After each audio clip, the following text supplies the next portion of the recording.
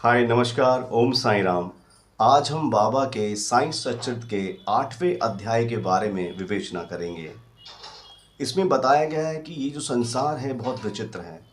इसमें आकाश, धरती, पाताल, ज़मीन और समुद्र में बहुत सारे प्राणी हैं जो कि अलग अलग रूपों में जन्म लेते हैं।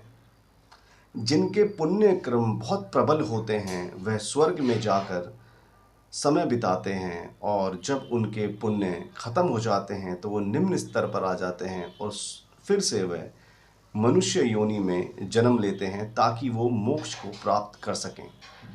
साईं सच्चिद के 8वें अध्याय में कि मनुष्य जो जन्म है उससे देवता भी बहुत ही ईर्ष्या करते हैं कि वो भी चाहते हैं कि वो मनुष्य जन्म प्राप्त कर सकें और मोक्ष की प्राप्ति की ओर चल सकें। यद्यपि बाबा ब्राह्मण रूप से फ़कीर की तरह अभिनय करते थे, परंतु अंदर से वो आत्मचिंतन में रहते थे और उनको कभी भी सुख या दुख का कोई भी चिंता नहीं हुई, ना ही वो आपत्तियों से कभी घबराए।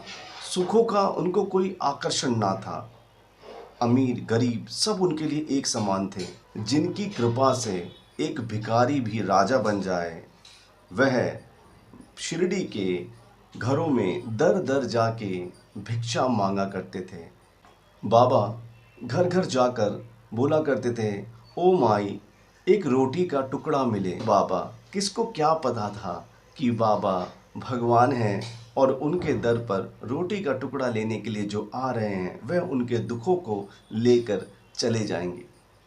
खैर, उन कुछ भाग्यशाली ऐसे भी थे उस टाइम जिन्होंने बाबा को पहचाना।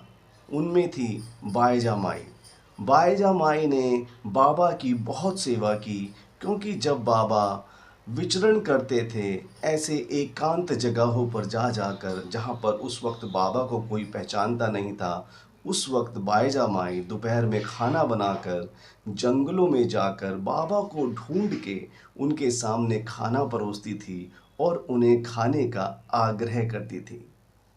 बाबा जीवन पर्यंत बायजा माई को कभी भूल नहीं पाए। वह उनको अपनी माँ मानते थे।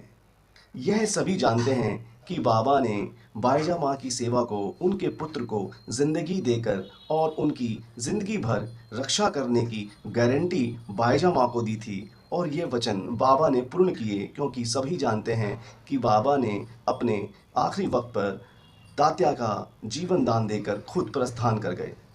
बाबा कहते थे, फ़कीरी ही सच्ची अमीरी है, उसका कोई भी अंत नहीं है। जिसे अमीरी के नाम से पुकारा जाता है वह जल्द ही लुप्त हो जाएगी।